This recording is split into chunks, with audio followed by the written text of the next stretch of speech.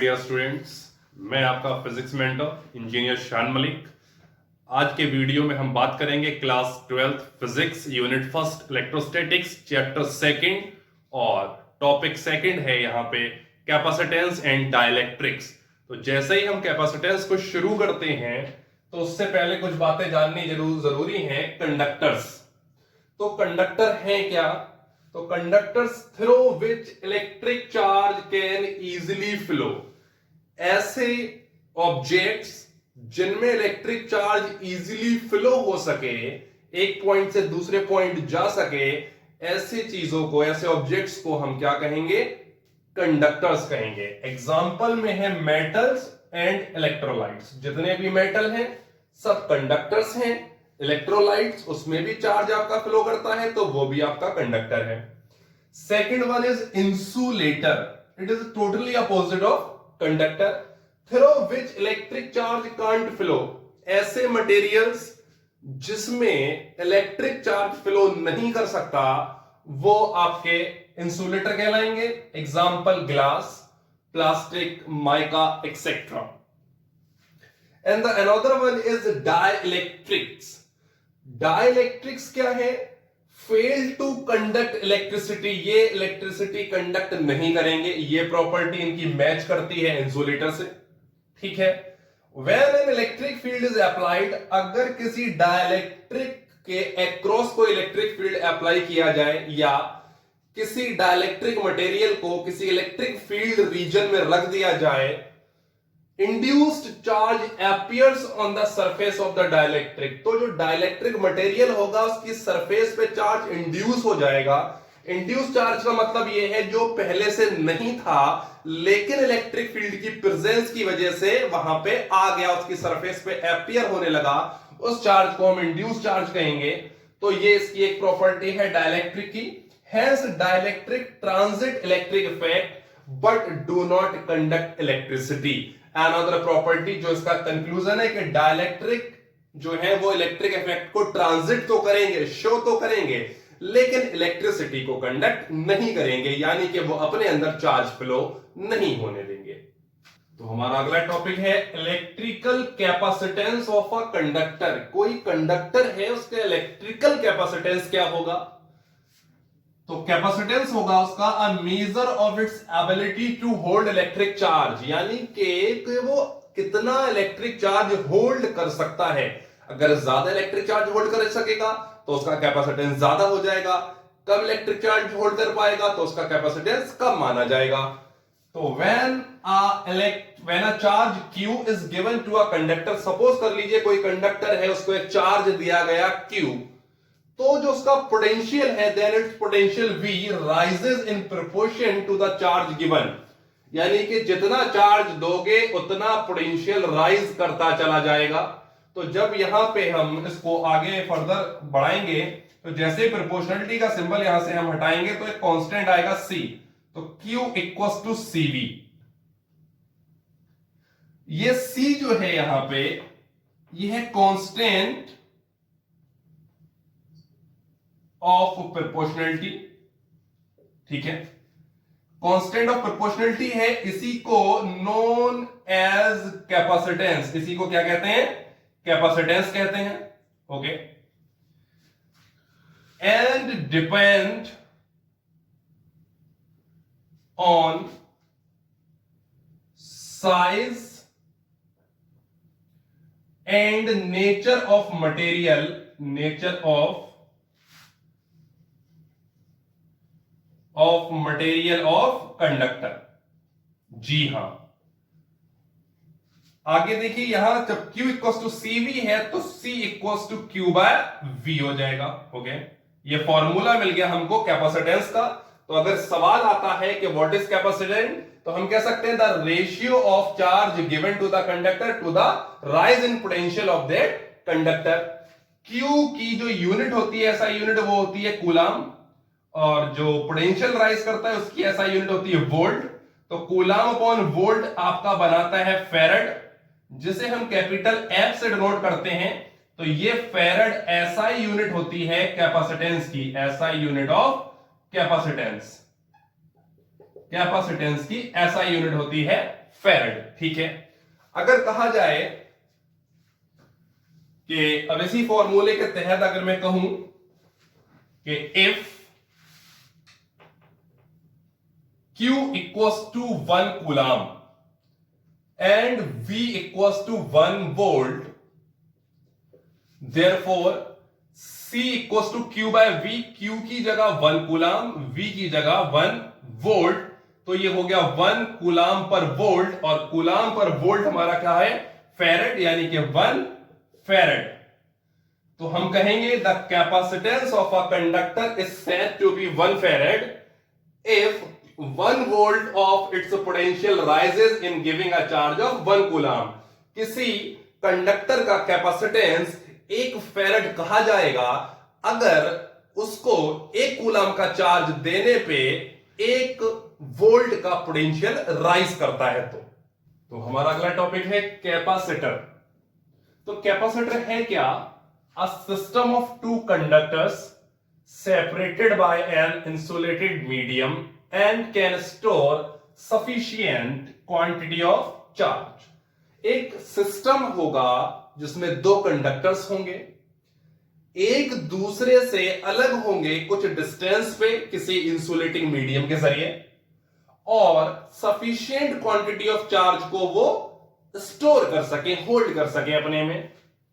A capacitor is a pair of 2 conductors of any shape। तो capacitor क्या है?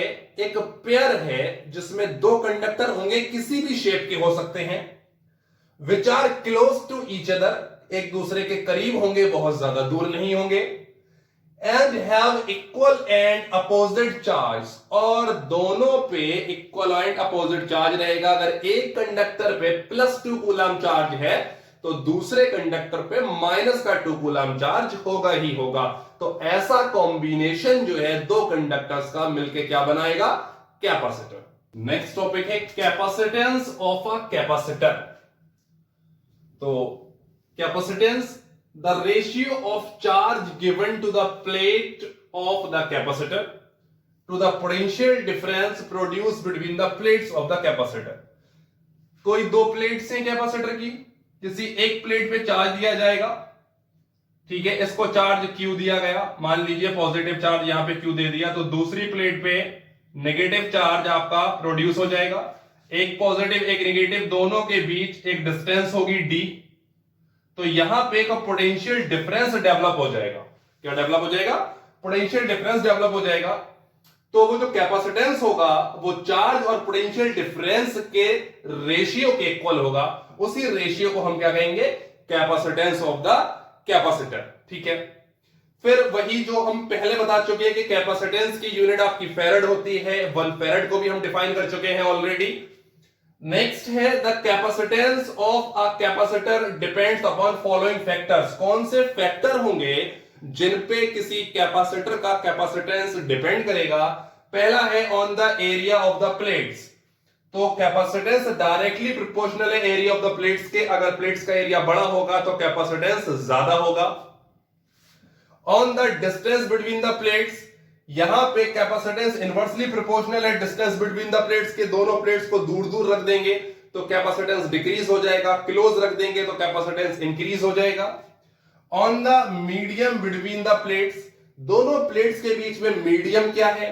अगर आप फ्री स्पेस यूज कर रहे हैं, वैक्यूम यूज कर रहे हैं, तो उसका कोई इफेक्ट नहीं होगा। अगर वहां पे कोई आप डाइलेक्ट्रिक मटेरियल या डाइलेक्ट्रिक मीडियम यूज कर रहे हैं तो उसका जो कांस्टेंट होगा के, उसके डायरेक्टली प्रोपोर्शनल होगा। यानी कि किसी डाइलेक्ट्रिक मीडियम में जाने पे जो कैपेसिटेंस है किसी कैपेसिटर का, वो क्या हो जाएगा? इंक्रीज हो जाएगा के टाइम्स। हमारा अगला टॉपिक है capacitance of an isolated spherical conductor और कैपेसिटर। वैसे हमने कहा कि कैपेसिटर में 2 कंडक्टर होंगे, लेकिन अगर कोई आइसोलेटेड स्फेरिकल कंडक्टर है तो उसे हम कैपेसिटर का नेम दे सकते हैं। तो उसका कैपेसिटेंस हमें यह पता लगाना है। तो देखिए, हमने एक आपका स्फेरिकल कंडक्टर ले रखा है जिसकी सरफेस पे positive Q charge uniformly distributed है। सेंटर O है, ये जो एरो दिख रहे हैं ये इलेक्ट्रिक फील्ड है, सभी डायरेक्शन में बाहर की तरफ जाता हुआ। तो हम ये एज्यूम करेंगे कि जो चार्ज Q है वो कॉन्सेंट्रेटेड है इसके सेंटर O पे, इसकी रेडियस हमने R ले ली है, जो स्फेरिकल कंडक्टर है इसकी रेडियस हमने R ले ली। तो अगर हम निकालें potential at surface, potential at surface, तो देखिए जो पोटेंशियल होता है वो होता है मैं के क्यू अपॉन आर, जो डिस्टेंस है तो के क्यू यहां पे चार्ज है और डिस्टेंस हो गई आपकी आर, उसकी रेडियस, ठीक है। कैपेसिटेंस का फॉर्मूला हम पहले ही पढ़ चुके हैं, C equal to Q by V, therefore C as it is, Q as it is, V की वैल्यू रख दीजिए के क्यू अपॉन आर। ये Q से Q शहीद हो गया यहां पे, ये R आपका ऊपर चला जाएगा, तो ये आपका यहां से C equal to R by K. याद रखिएगा कि ये फॉर्मूला आप न्यूमेरिकल में यूज करेंगे, use in numerical, use in numerical. क्या फर्क है न्यूमेरिकल को इसमें यूज, मतलब इसको न्यूमेरिकल में यूज करने के लिए और जो बेसिक फॉर्मूला बुक्स में दे रखा है वो क्या मिलेगा आपको? आपको पता है कि k की वैल्यू होती है 1/4 पाई एप्सिलॉन नॉट, देयरफॉर जब आप यहां पे वैल्यू रखेंगे r upon 1/4 pi epsilon naught, तो ये आपका हो जाएगा यहां से c equal to 4 pi epsilon naught r। तो अगर आप इससे न्यूमेरिकल करेंगे तो 4 इज अ कांस्टेंट, पाई की वैल्यू आपको 3.14 रखनी पड़ेगी या 22/7 रखनी पड़ेगी, एप्सिलॉन नॉट की वैल्यू 8.85 इंटू 10⁻12 रखनी पड़ेगी। तो ये जो आपको देगा वो एक कॉम्प्लिकेटेड कैलकुलेशन देगा, जबकि यहां k की वैल्यू आप डायरेक्ट लगा सकते हैं 9 into 10⁻9, which will be very easy for the calculation. तो हमेशा इसके न्यूमेरिकल केस में आप ये फॉर्मूला यूज करेंगे, ठीक है। तो यहां से दोनों फॉर्मूले से मैं देखूं कि यहां k कांस्टेंट है और यहां 4 पाई एप्सिलॉन नॉट जो है वो कांस्टेंट है, तो हम कह सकते हैं कि c directly proportional to r, यानी कि radius of the spherical conductor या कैपेसिटर। तो रेडियस मींस अगर हम बात करें एरिया की, किसी यहां पे स्फेयर का एरिया आपका क्या होता है 4 पाई आर स्क्वायर, जहां पे 4 पाई कांस्टेंट है, आर स्क्वायर है जो वेरिएबल चीज है। तो हम ये कह सकते हैं कि जितना बड़ा एरिया होगा, जो बात मैंने अभी पिछले टॉपिक में बताई कि capacitance of the conductor directly proportional to the area of the capacitor और कंडक्टर। तो जितना बड़ा कैपेसिटर होगा, जितना एरिया ज्यादा होगा, उसका कैपेसिटेंस उतना ही ज्यादा होगा। हमारा अगला टॉपिक है potential energy of a charge conductor. किसी कंडक्टर को जब हम चार्ज कर देंगे तो उसकी पोटेंशियल एनर्जी क्या होगी? तो डेफिनेशन कहती है the work done in charging the conductor is stored as potential energy of the conductor. याद करिए क्लास 9th को ये वर्क डन और पोटेंशियल एनर्जी का खेल वहीं से चलता आया है। Work done stored potential energy, then potential energy again use as work done. Example जैसे आपका फोन अभी डिस्चार्ज है, आपने चार्जर लगाया, प्लग जो है फोन में इंसर्ट किया, स्विच ऑन किया, चार्ज फ्लो होना शुरू हुआ। अब वो चार्ज फ्लो हो रहा है तो वो चार्जर कुछ ना कुछ काम कर रहा है, वो चार्ज फ्लो होते होते जो फोन की आपकी बैटरी है उसमें स्टोर्ड हो गया एज अ पोटेंशियल एनर्जी। अब जैसे ही आपका फोन 100% हुआ, आपने उसको रिमूव किया और यूज करने लगे, अब वही पोटेंशियल एनर्जी कन्वर्ट हो रही है वर्क में वापस, तभी तो आपका फोन काम कर रहा है। तो ये कॉन्सेप्ट, ये जो खेल है चूहे बिल्ली का, वर्क डन और पोटेंशियल एनर्जी के बीच हमेशा चलता रहता है। तो कॉन्सेप्ट मैं आपको बता चुका हूं। अब मान लीजिए कि हमारे पास कोई कंडक्टर है, अभी वो इनिशियली बिल्कुल डिस्चार्ज है, जीरो चार्ज है उसका। तो इसकी प्रोसेस को हम स्टेप्स में सॉल्व करेंगे। कैसे? Work done in giving a small charge dq, एक छोटा सा चार्ज dq, d इसलिए लगा हुआ है for small value, q stands for charge. एक छोटा सा चार्ज dq उसको दिया गया, तो उसमें वर्क डन देखिएगा, हमने फॉर्मूला पढ़ा है v equals to w by q, potential का फॉर्मूला पढ़ा था हमने। तो इसी फॉर्मूले को बेस बनाते हुए अगर हम यहां पे लिखें तो w इक्वल्स टू क्या हो जाएगा, क्यू वी या वी क्यू। तो यहां इस कंडीशन में देखिए हेयर छोटा सा चार्ज दिया गया तो छोटा सा वर्क डन हुआ dw, v और चार्ज क्या दिया गया dq। ठीक है, ये हमको दे दिया गया।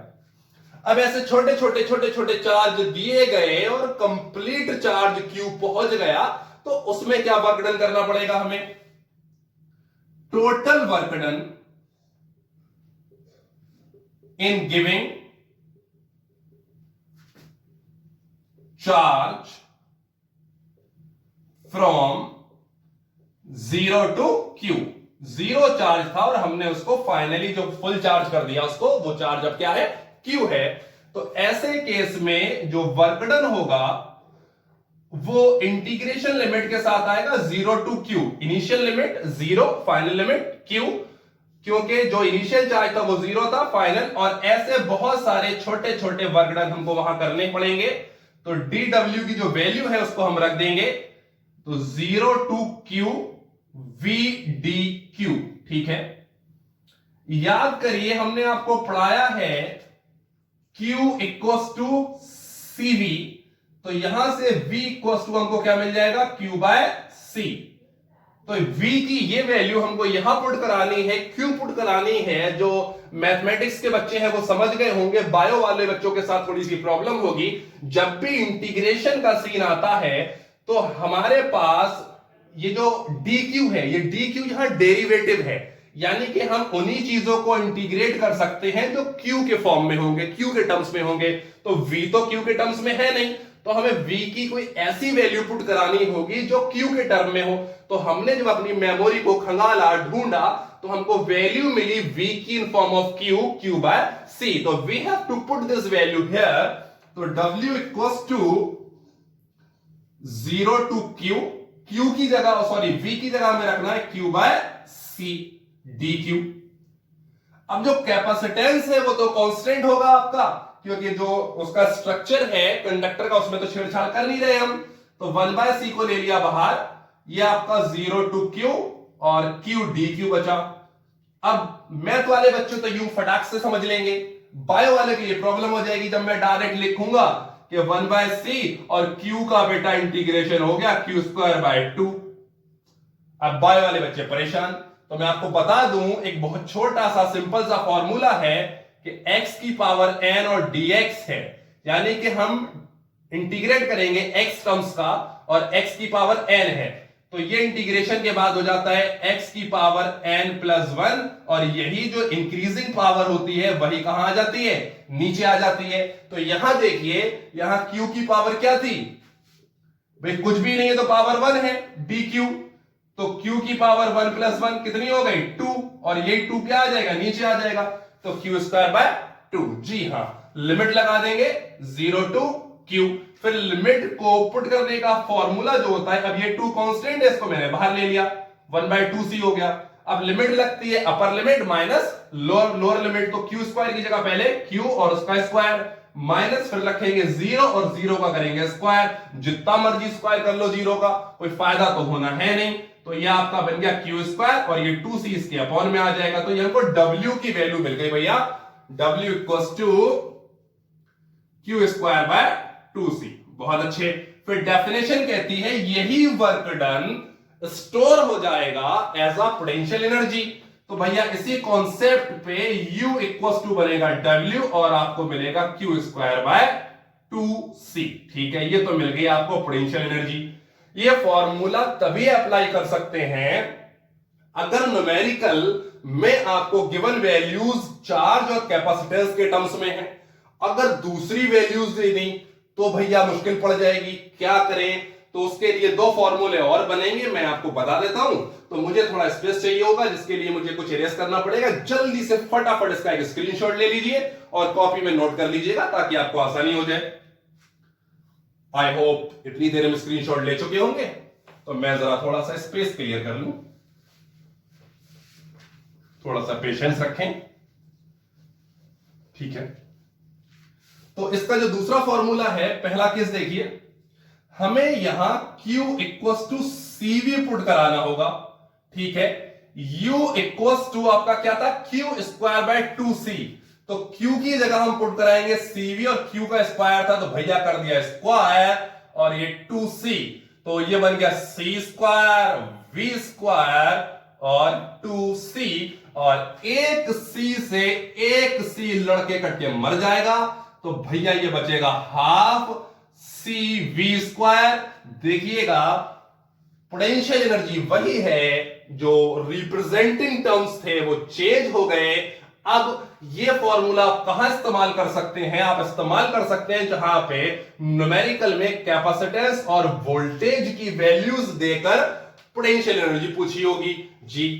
दूसरा इसका कॉन्सेप्ट ये है, अब आपको पुट करना होगा C equals to Q by V। ठीक है, एक नया फॉर्मूला बन जाएगा। U इक्वल्स टू आपका क्या है, चलिए इसी में पुट कर दे रहे हैं हम, हाफ CV स्क्वायर है, हाफ CV स्क्वायर, तो C की जगह हम पुट करेंगे Q बाय V, और V स्क्वायर ये ऑलरेडी था। अब की V से V भैया लड़के कट के मर जाएगा, तो ये आपका क्या हो जाएगा, हाफ QV। एक और फॉर्मूला मिल गया। अब ये आप कहां इस्तेमाल करेंगे? जहां पे आपको चार्ज और पोटेंशियल के टर्म में वैल्यू दे रखी होगी, न्यूमेरिकल यूं सॉल्व हो जाएगा आपका।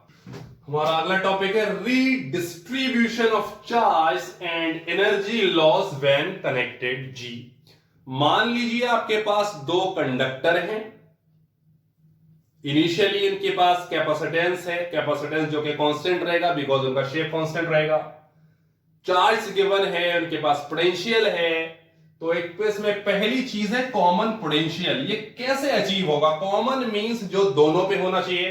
कह रहे when two insulated conductors A and B, साथ के साथ विजुलाइज करते चले। मान लीजिए ये कंडक्टर ए है और ये कंडक्टर बी है, बहुत अच्छे।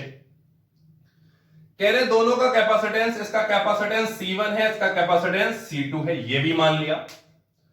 इस पे चार्ज Q1 है, इस पे चार्ज Q2 है जी, ये भी मान लिया। इस चार्ज की वजह से इस पे पोटेंशियल V1 है और इस पे पोटेंशियल V2 है। ठीक है, तो Q इक्वल्स टू जो CV का फॉर्मूला होता है उसके according Q1 equals to C1 V1 and Q2 equals to C2 V2। ठीक है, अब कह रहे now they are connected by conducting wire. ठीक है जी, इनको किसी कंडक्टिंग वायर से कनेक्ट कर दिया, लीजिए हो गया connect. The charge flows from HP to LP, Hindustan petroleum to Lahore petroleum जी, बिल्कुल नहीं, higher potential to lower potential. तो हायर और लोअर का कैसे पता लगेगा? पोटेंशियल का फॉर्मूला मैंने आपको बताया था, KQ/R। तो यहां R का कोई रोल नहीं है, K कांस्टेंट है, यानी कि V डायरेक्टली प्रोपोर्शनल है चार्ज गिवन के, सोर्स चार्ज के। ठीक, तो मान लीजिए यहां पे जो Q1 है वो ग्रेटर देन है Q2 के, तो इस वजह से V1 ग्रेटर देन हो जाएगा V2 के, तो ये HP हो गया और ये LP हो गया, यानी कि जो पहला है A है वो हायर पोटेंशियल पे हो गया और सेकंड वाला लोअर पोटेंशियल पे हो गया। तो यहां से कुछ अमाउंट ऑफ चार्ज, मान लीजिए Q, ट्रांसफर हुआ। तो ये चार्ज तब तक ट्रांसफर होता रहेगा जब तक दोनों के पोटेंशियल बराबर ना हो जाएं, इक्वल ना हो जाएं, जिसे हम V कहेंगे, और यही V आपका कॉमन पोटेंशियल कहलाता है। ठीक है, तो कहना this flow of charge continues till their potentials become equal, this equal potential known as common potential V। ठीक है, अब इसकी कैलकुलेशन कैसे करेंगे? तो V आपने पढ़ा हुआ है formula Q equals to CV, तो V equals to Q by C। इसी फॉर्मूले के बेस पे हम कहेंगे total charge upon combined capacitance. तो टोटल चार्ज है हमारे पास Q1 plus Q2, because charge का एडिटिव नेचर होता है। कंबाइंड कैपेसिटेंस दोनों मिला के हमें मिला C1 plus C2। Q1 Q2 की ये वैल्यूज हमने उठा के पुट कर दी यहां पे, तो ये हमको कॉमन पोटेंशियल का फॉर्मूला मिल गया, C1 V1 plus C2 V2 upon C1 plus C2। I hope ये जो एक कॉन्सेप्ट था आपको बहुत क्लियरली समझ में आ गया होगा। तो जो टॉपिक अभी हम डिस्कस कर रहे थे कॉमन पोटेंशियल का, जहां पे हमने बात कर ली थी, उसी के आगे का ये टॉपिक है। मैंने जो हेडिंग है उसको इरेज नहीं किया है। अब कह रहे हैं सपोज आफ्टर रीडिस्ट्रीब्यूशन, रीडिस्ट्रीब्यूशन का मतलब क्या है वो समझ लीजिए।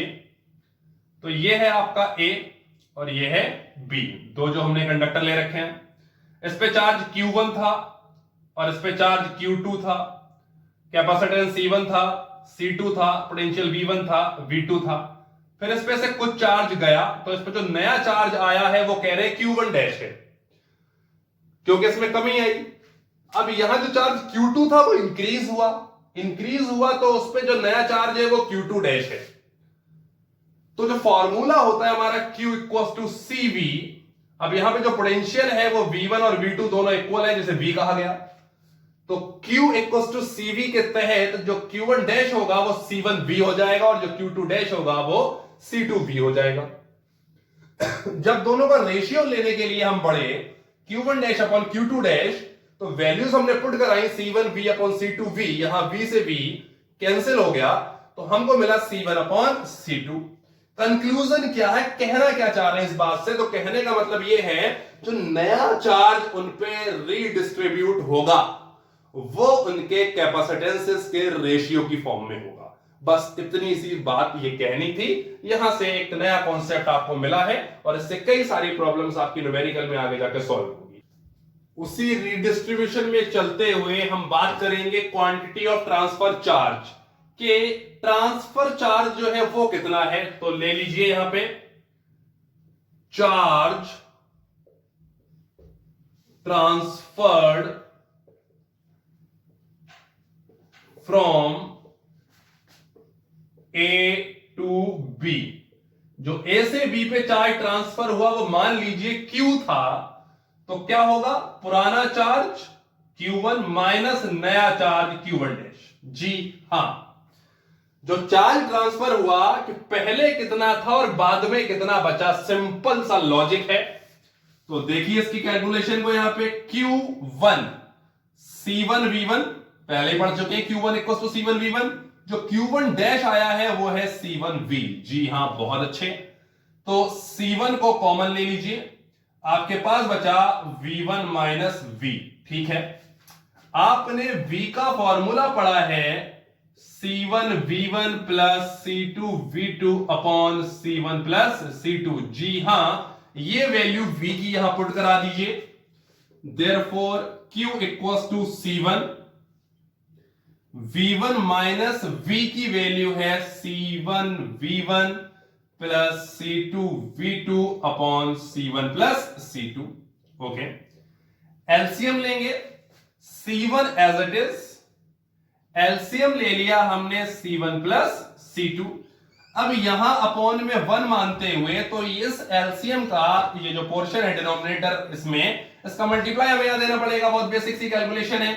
तो C1 प्लस C2 का यहां मल्टीप्लाई दे दिया। अब यहां ऑलरेडी था तो यहां कुछ नहीं करना है हमको, ये हो गया C1 V1 plus C2 V2, और ये आपका इस C1 C2 को बाहर ले लीजिए। Q equals to C1 upon C1 plus C2, bracket के अंदर बात करेंगे, मल्टीप्लाई कराइए V1 का C1 से, तो ये हो गया C1 V1, फिर V1 का मल्टीप्लाई कराइए C2 से, प्लस C2 V1 माइनस के साथ इस ब्रैकेट को ओपन करिए, माइनस C1 V1। ठीक है, तो इसको जब ओपन करेंगे तो और ये हो जाएगा आपका माइनस का C2 V2। देखिए C1 V1 प्लस का और C1 V1 माइनस का दोनों शहीद हो गए आपस में, तो C1 upon C1 plus C2 जो आपका ये पोर्शन चल रहा था एज इट इज, यहां से बचा आपके पास C2 V1 minus C2 V2। यहां से आप C2 कॉमन ले लीजिए, तो Q equals to C1 upon C1 plus C2, जो ऑलरेडी था C2 कॉमन लिया, तो हो गया C1 C2 upon C1 plus C2 और बचा V1 माइनस V2। ये अमाउंट ऑफ चार्ज ट्रांसफर होगा जो कॉमन पोटेंशियल लाने के लिए ट्रांसफर किया जाएगा। बहुत इंपॉर्टेंट फॉर्मूला है, नोट कर लीजिएगा। उसी सीरीज में हमारा अगला टॉपिक है loss of energy in redistribution of charge. जब चार्ज रीडिस्ट्रीब्यूट हो रहे थे तो एनर्जी का लॉस हुआ। क्या लॉस हुआ जानते हैं, देखिए। सबसे पहली कंडीशन लगाइए, पोटेंशियल एनर्जी बिफोर कनेक्शन। जी हां, जब दोनों कनेक्ट नहीं थे तब पोटेंशियल एनर्जी जो टोटल होगी वो हो जाएगी U1 प्लस U2। ठीक है, आपने पढ़ा है u equal to half C V square, तो जो 1 है वो हो जाएगा half C1 V1 square plus half C2 V2 square. तो यहां से हाफ कॉमन ले लीजिए, ये आपका हो गया C1 V1 square plus C2 V2 square. तो आपको पोटेंशियल एनर्जी मिल गई बिफोर कनेक्शन। ठीक है, बात करेंगे पोटेंशियल एनर्जी आफ्टर कनेक्शन। अब कनेक्ट हो गए, रीडिस्ट्रीब्यूटेड हो गया चार्ज, कॉमन पोटेंशियल आ गया, तो नई पोटेंशियल एनर्जी यू डैश कह लीजिए। पहले वाले के लिए U1 डैश और इसके लिए U2 डैश। तो हाफ सी वी स्क्वायर के बेस पे हाफ C1 V स्क्वायर, क्योंकि पोटेंशियल कॉमन है, plus half C2 V square. तो यहां से एक तो आपको हाफ कॉमन मिला और V स्क्वायर कॉमन मिला और बचा आपका C1 प्लस C2। ठीक है, फिर हमने पढ़ा हुआ है कि V equals to C1 V1 plus C2 V2 upon C1 plus C2। ये वैल्यू V की जरा यहां पुट करा दीजिएगा जनाब। तो U dash equals to half, put कराएंगे वैल्यूज को, तो C1 V1 plus C2 V2 का square upon C1 plus C2। वैसे हम होल स्क्वायर लिख सकते थे, लेकिन मैंने न्यूमरेटर और डिनोमिनेटर का अलग अलग स्क्वायर रख लिया। रीजन है इसके पीछे, इनटू C1 प्लस C2। ये एक C1 C2 इस स्क्वायर को ले उड़ेगा और आपके पास वैल्यू बचेगी half C1 V1 plus C2 V2 का whole square upon C1 plus C2 जी। तो ये तो आपको मिल गई बाद में जो पोटेंशियल एनर्जी आफ्टर कनेक्शन है। अब देखिएगा loss of energy, loss of energy. तो उस लॉस ऑफ एनर्जी को डेल्टा यू कह लीजिए। पहले एनर्जी यू थी, बाद में बची यू डैश, दोनों का डिफरेंस ही आपका जो है क्या कहलाएगा, लॉस ऑफ एनर्जी। तो यू की वैल्यू है आपकी half C1 V1 square plus C2 V2 square minus U dash की value half C1 V1 plus C2 V2 का होल स्क्वायर और अपॉन में C1 प्लस C2 जी। ठीक है, तो हाफ को कॉमन ले लेंगे, delta U equals to half common ले लिया, बचा आपका यहां से C1 V1 square plus C2 V2 square minus C1 V1 plus C2 V2 का whole square upon C1 plus C2। अब यहां हमें एलसीएम लेना पड़ेगा। ठीक है, एलसीएम ले लेते हैं, half as it is. LCM के तौर पे हमारा आ गया C1 प्लस C2।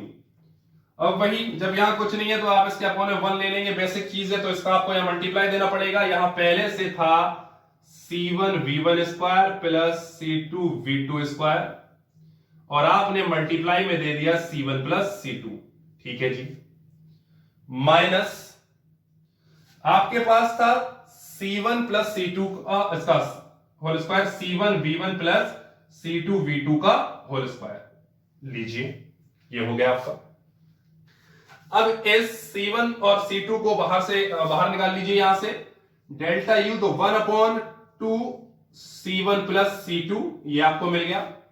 और यहां अब मल्टीप्लाई कराएंगे तो देखिए पहले C1 का मल्टीप्लाई कराइए इसमें, तो ये आपका हो गया C1 square V1 square, C1 का मल्टीप्लाई कराइए इस वाले टर्म में plus C1 C2 V2 square. अब C2 का मल्टीप्लाई कराइए बारी बारी से, तो ये हो गया C1 C2 V1 स्क्वायर, फिर ये हो गया आपका C2 square V2 square minus इसको अब हम ओपन करेंगे a प्लस बी का होल स्क्वायर, तो a प्लस बी का होल स्क्वायर a स्क्वायर यानी कि C1 square V1 square plus b square यानी कि C2 स्क्वायर V2 स्क्वायर। ठीक है, फिर प्लस 2ab, तो plus 2 C1 V1 C2 V2 ये मिल गया जी हमको। ठीक है जी, तो जल्दी से इसका स्क्रीनशॉट ले लीजिए क्योंकि स्पेस अभी कम है और मैं जरा ऊपर की कुछ चीजें इरेज करूंगा। जल्दी से बहुत तेजी से इसका स्क्रीनशॉट ले लीजिए, मुझे कुछ स्पेस चाहिए होगा। आई होप आप स्क्रीनशॉट ले चुके होंगे, तो मैं जरा थोड़ा सा स्पेस खाली कर रहा हूं। ये हेडिंग भी मैं यहां से रेस कर रहा हूं। Have patience.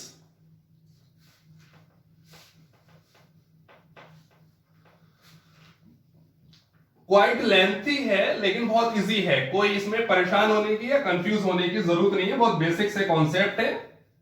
ठीक है, देखिएगा जब, तो आपके पास है delta U 1/2 C1 plus C2G, ये वाला, फिर C1 square V1 square plus C1 C2 V2 square plus C1 C2 V1 square, then plus C2 V2 square, C2 square V2 square. अब इसको माइनस के साथ ओपन करेंगे तो minus C1 square V1 square minus C2 square V2 square minus 2C1 C2 V1 V2। जी हां, देखिए plus का C1 V1 स्क्वायर माइनस का C1 V1 स्क्वायर शहीद, प्लस का C2 square V2 square minus का C2 स्क्वायर V2 स्क्वायर खलास। तो यहां से डेल्टा U इक्वल्स टू ये जो आपका चल रहा था C1 प्लस C2, और C1 C2 यहां भी है, C1 C2 यहां भी है और C1 C2 यहां भी है, तो इसको कॉमन ले लीजिए, ये आपका आ गया C1 C2। फिर आपके पास बचा यहां से V1 स्क्वायर है प्लस का V2 स्क्वायर है माइनस का 2V1 V2 है, तो V1 माइनस V2 का होल स्क्वायर दिख रहा है हमको साफ साफ, तो C1 C2 upon 2 C1 plus C2 और V1 माइनस V2 का होल स्क्वायर। ये है वो एनर्जी लॉस जो रीडिस्ट्रीब्यूशन ऑफ चार्जेस में आएगा। हमारा अगला टॉपिक है parallel plate air capacitor and it's capacitance. सबसे पहले तो लिख दीजिएगा इस पे मोस्ट इंपॉर्टेंट, जी हां मोस्ट इंपॉर्टेंट लिख दीजिए बोर्ड के लिहाज से। अब जो हम कैपेसिटर, अभी तक हम लैंग्वेज में बात कर रहे थे, मैं आपको प्रैक्टिकली समझाने की बात करूंगा। तो हमने वहां पढ़ा कि it is a combination of two conductors. अब देख लीजिए, एक प्लेट X है, ये कंडक्टर है, एक प्लेट Y है, ये कंडक्टर है। पहली प्लेट X को ज्वाइन किया गया with the help of wire किसी इलेक्ट्रिक सोर्स से, तो इसको चार्ज मिला पॉजिटिव Q चार्ज मिला। इस प्लेट से, X प्लेट से D डिस्टेंस पे दूसरी प्लेट रखी थी Y, जो किसी सोर्स से कनेक्ट नहीं थी, लेकिन on the influence of this positive charge इसकी जो ये इसके फ्रंट वाली सरफेस होगी उस पे इक्वल अमाउंट का नेगेटिव चार्ज अपीयर हो जाएगा।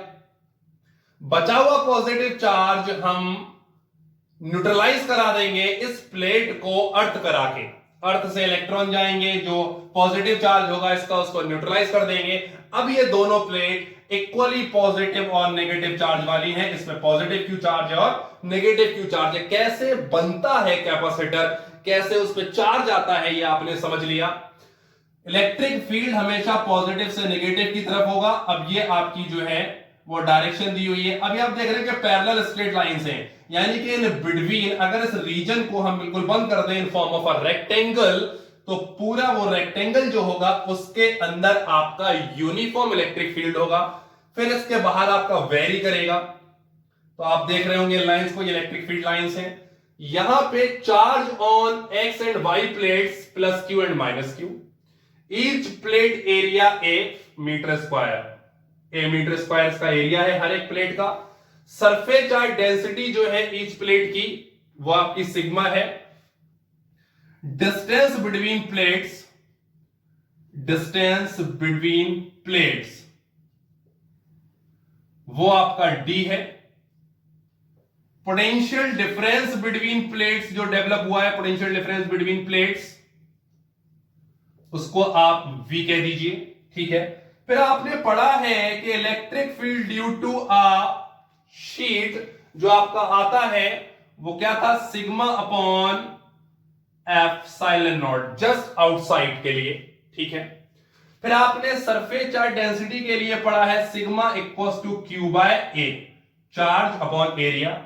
इन दोनों फॉर्मूलों को जब मर्ज करेंगे हम, तो E इक्वल्स टू सिग्मा की जगह Q बाय A, तो ये हो गया Q बाय A, तो Q upon epsilon naught A हमको इलेक्ट्रिक फील्ड मिल गया जी। ठीक है, फिर हमने पढ़ा हुआ है E equals to V by D। ठीक है, यहां से हमको V इक्वल्स टू ED मिल जाएगा। अब इस E की वैल्यू यहां पुट कराएंगे, तो V इक्वल्स टू E की वैल्यू जब पुट करा रहे हैं तो Q एप्सिलॉन नॉट A और D जो यहां था मल्टीप्लाई में हमको मिल गया। ठीक है, नो प्रॉब्लम। फिर हमने पढ़ा हुआ है formula C equals to Q by V। ठीक है जी, Q as it is, V की वैल्यू पुट करा दीजिए जरा, Q D upon epsilon naught A। Q से Q का काम तमाम, ये पहुंचेगा ऊपर, तो C equals to epsilon naught A by D। ये कैपेसिटेंस आ गया किसी भी पैरेलल प्लेट एयर कैपेसिटर का, ये कैपेसिटेंस आ गया। यानी कि डायरेक्टली, एप्सिलॉन नॉट तो कांस्टेंट है, डायरेक्टली प्रोपोर्शनल हो गया। पहली चीज देखिएगा यहां से कि कैपेसिटेंस डायरेक्टली प्रोपोर्शनल हो गया एरिया ऑफ द प्लेट्स। दूसरा, इनवर्सली प्रोपोर्शनल हो गया distance between the plates. Area बढ़ाएंगे कैपेसिटेंस बढ़ेगा, एरिया कम करेंगे कैपेसिटेंस कम होगा, डिस्टेंस बढ़ाएंगे कैपेसिटेंस कम होगा, डिस्टेंस कम करेंगे कैपेसिटेंस बढ़ेगा। इनवर्सली प्रोपोर्शनल का सीन है। फिर एक कहते हैं, नोट पॉइंट करके लिखिएगा, नोट करके, कि if there is a dielectric medium between the plates. मान लीजिए अब इसको उठा के वाटर में रख दिया, इस पूरे सेटअप को क्या करा, वाटर में रख दिया। तो हम पढ़ते आए हैं कि किसी डाइलेक्ट्रिक मीडियम में जो इलेक्ट्रिक प्रॉपर्टीज होती हैं, फोर्स होता है, इलेक्ट्रिक फील्ड होता है, ये सब रिड्यूस होने लगती हैं। लेकिन जो कैपेसिटेंस है, ये भैया उल्टी गंगा बहती है। इसकी उल्टी गंगा कैसे बहती है, मैंने आपको पहले ही बताया था कि कैपेसिटेंस डायरेक्टली प्रोपोर्शनल टू के होता है, तो वो के टाइम्स इंक्रीज हो जाएगा। अगर मैं किसी मीडियम की बात करूं तो ये के टाइम्स इंक्रीज हो जाएगा epsilon naught A by D। तो ये के एंड एयर, यानी कि जो कैपेसिटेंस मीडियम का होगा वो के टाइम्स ज्यादा होगा किससे, एयर के कैपेसिटेंस से। जब दोनों के बीच में, दोनों प्लेट्स के बीच में एयर या वैक्यूम होगा, और उसके बाद जब डाइलेक्ट्रिक मीडियम भर देंगे तो कैपेसिटेंस इंक्रीज हो जाएगा। हमारा अगला टॉपिक है capacitance of a parallel plate capacitor partly filled with dielectric slab between plates. Capacitor का जो पिछला केस था सेम वैसे ही है। अब ये मत कहिएगा कि थोड़ा कैपेसिटर का डायग्राम चेंज कर दिया है। तो ये दो प्लेट्स हैं, नेम दे सकते हैं एक्स वाई, नो प्रॉब्लम। दोनों पे surface charge density sigma sigma है। इस पे चार्ज प्लस क्यू, इस पे चार्ज माइनस क्यू है। ऑब्वियसली इसको किसी सोर्स से कनेक्ट कराया होगा, इसको अर्थ कराया गया होगा। अब ये जो है आपको, ये है डाइलेक्ट्रिक स्लैब, जिसका डाइलेक्ट्रिक कांस्टेंट के है। इसका डाइलेक्ट्रिक कांस्टेंट क्या है, के है, जिसकी थिकनेस टी है, दोनों प्लेट्स के बीच की डिस्टेंस डी है। ठीक है, तो ये जो पोर्शन बचा, ये बचेगा आपका डी माइनस टी। तो इस डाइलेक्ट्रिक स्लैब के अंदर जो आपका इलेक्ट्रिक फील्ड है वो ईएम है, रिड्यूस हो जाएगा। जो वोल्टेज है वो भी रिड्यूस हो जाएगा। जो एयर वाले पोर्शन बचा वहां पे इलेक्ट्रिक फील्ड ई ए है और वी ए वोल्टेज है। तो अभी हमने पढ़ा था कि E equals to Q upon epsilon naught A। बिल्कुल अभी पढ़ा था, कैसे, क्योंकि E equals to sigma upon epsilon naught आया था और सिग्मा equals to Q by A आया था। तो यहां से आपका बन जाएगा E equals to Q upon epsilon naught A। यही आपका E एयर होगा, यानी कि एयर में जो इलेक्ट्रिक फील्ड होगा वो ये होगा। फिर आपने पढ़ा है कि जो मीडियम का इलेक्ट्रिक फील्ड होता है वो रिड्यूस कर देता है इलेक्ट्रिक फील्ड ऑफ एयर को के टाइम्स। तो यहां से इसकी जो वैल्यू मिलेगी वो मिल जाएगी हमको Q के epsilon naught A, no problem. फिर वोल्टेज देखिए, वोल्टेज आपका जो आपका पोटेंशियल होता है उसकी प्रॉपर्टी होती है ऐड होने की, V1 plus V2 VA plus VB। तो यहां पे दो पोटेंशियल है आपके पास, एक VA है और एक VM है, यानी कि वो पोटेंशियल जो एयर में है और वो पोटेंशियल जो मीडियम में है, इस डाइलेक्ट्रिक स्लैब के अंदर है। तो ये आपका, फिर हमने पढ़ा हुआ है फॉर्मूला। फॉर्मूला हमने क्या पढ़ा है, देखिए मैं यहां लिख दे रहा हूं, V इक्वल्स टू ED पढ़ा हुआ है। ठीक है, तो VA यानी कि EA, अब EA जो लग रहा है वो D माइनस T डिस्टेंस में लग रहा है। कितने पोर्शन में लग रहा है, ये D है, इसमें से T निकाल दीजिए। इतने में मीडियम का लग रहा है, बाकी में क्या लग रहा है, एयर वाला लग रहा है तो ये d माइनस टी हो गया, प्लस EM जो लग रहा है वो T थिकनेस में लग रहा है, नो प्रॉब्लम। वैल्यूज रख देंगे, V इक्वल्स टू EA की value Q upon epsilon naught A D minus T, plus EM की value Q upon K epsilon naught A T।